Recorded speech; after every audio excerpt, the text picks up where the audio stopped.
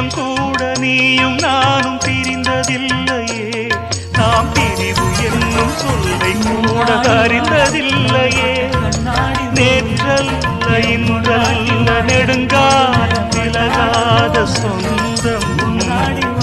மூச்சென்ன பேச்சென்ன நீ இன்றி எனக்கேது பந்தம்